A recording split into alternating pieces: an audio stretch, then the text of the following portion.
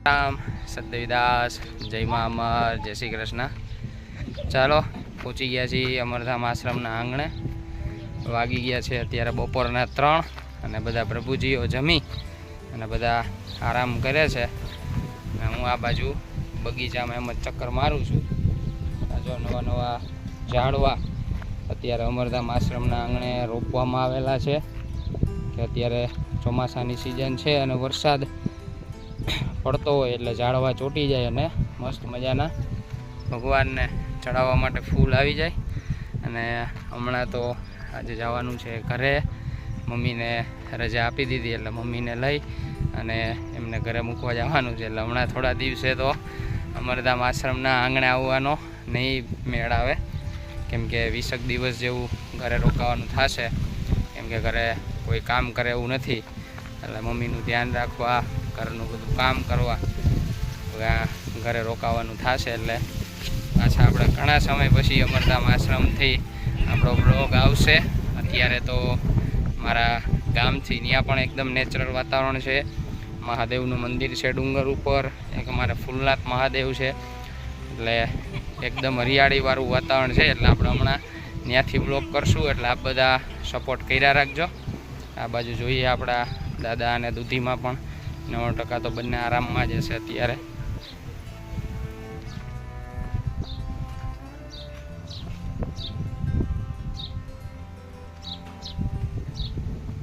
બંને અત્યારે આરામમાં જ છે, સાવ એકદમ પથારી વશ છે કે આ બધાને ખ્યાલ જ છે કે એ બંને ઊભા થઈ શકતા નથી અને પોતાની જાતે કાંઈ પણ એમનું કામ નથી કરી શકતા, એટલે એનું બધું ધ્યાન રાખવાનું, એમને ચોખ્ખા કરવાના બધું જ કામ અત્યારે આપણા બધા સ્વયંસેવકો મુકેશભાઈ છે, પછી આપણા ભાઈ બીજા છે, બધા એ કરવાનું રહે છે।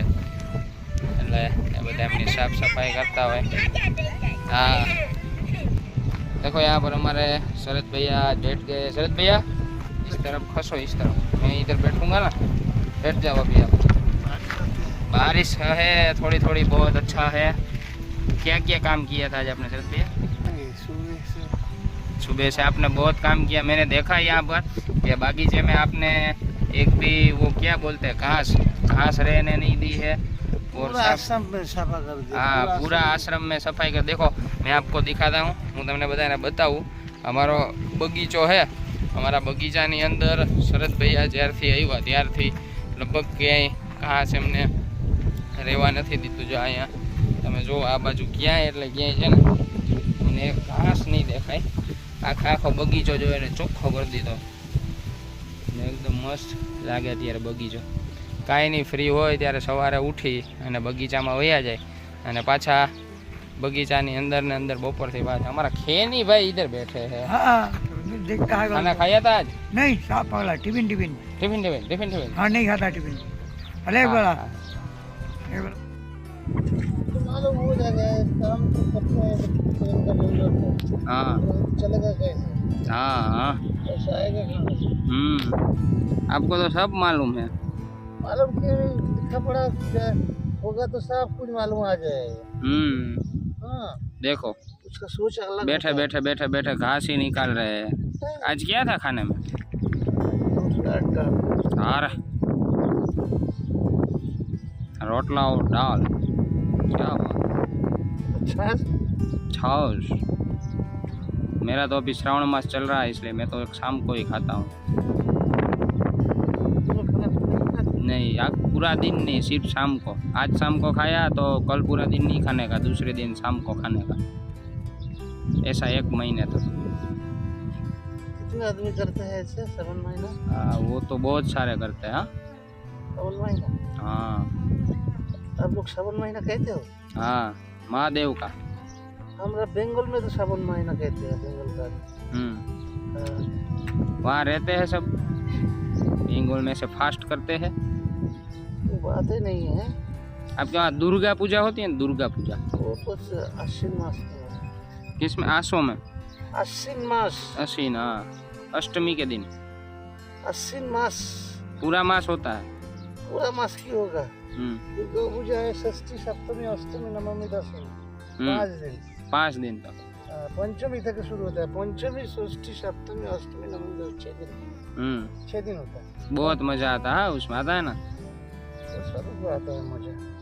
रुपया रहेगा तो मजा रहेगा, रुपया नहीं रहेगा तो मजा नहीं रहेगा। रुपया ऐसा बड़ा चीज, खुदा से 19-20। हाँ, रुपया सबसे बड़ा होता है। पास में रुपया रहेगा तो मजा अपना आप आ जाएगा। ऐसा हाँ, हमको तो रुपये के बिना भी मजा आता है। रुपया का बिना तुम्हारा खाना नहीं मिलेगा, कपड़ा नहीं मिलेगा तो मजा कैसे आएगा? आप क्या घास निकाल रहे हो? अरे थोड़ा बैठे हूँ, सो जाओ, 3 कर देंगे। આ બાજુ જો અમારા પાર્થભાઈ અમારા વિદેશ મંત્રી વચ્ચે કંઈક વાર્તાલાપ હાલે છે. જોઈ હવે હું કેબિનેટ મિટિંગની અંદર ચર્ચા વિચારણા બધી થાય છે. ભાઈ શું તમારી વચ્ચે ચર્ચા વિચારણા હાલે છે? અમારા બધા વ્યુઅર્સને જરીક જણાવો.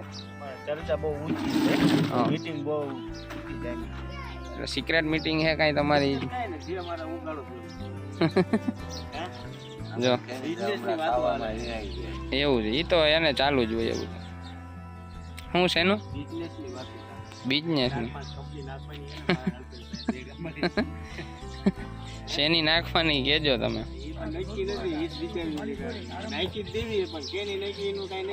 ફંડિંગ ફંડિંગ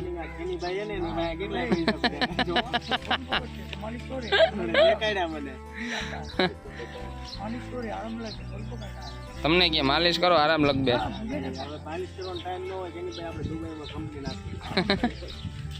જો અમારી 2 ટીંગલીઓ આવી ગઈ આ બાજુ.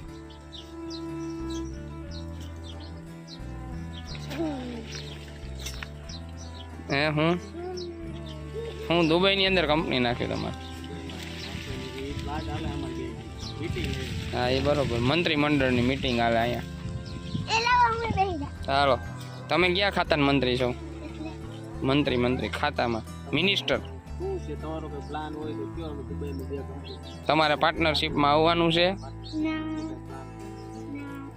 જાય આમ ત્રીજા પાર્ટનર આવે ટીસુ ભગત. જા આમથી જો જાળવાનું વૈચાર હંતાણા નાના પાટેકર.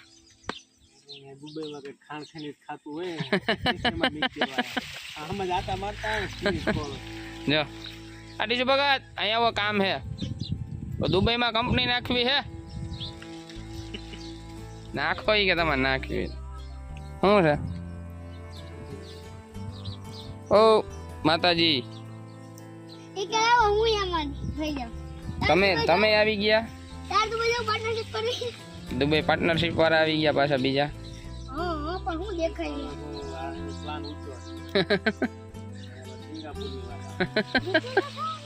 તમારે કઈ બાજુ કંપની નાખવાની?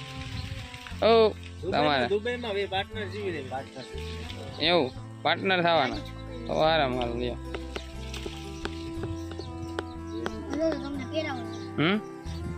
મારે દેખે બાજુ કંપની નખાય એવું છે નહીં. મારે તો અહીંયા જ રહેવાનું છે. તમે બધા કંપની નાખશો તો આ બધાને સાચવશે કોણ પછી? એટલે મારે તો અહીં રહેવું જોઈએ ને.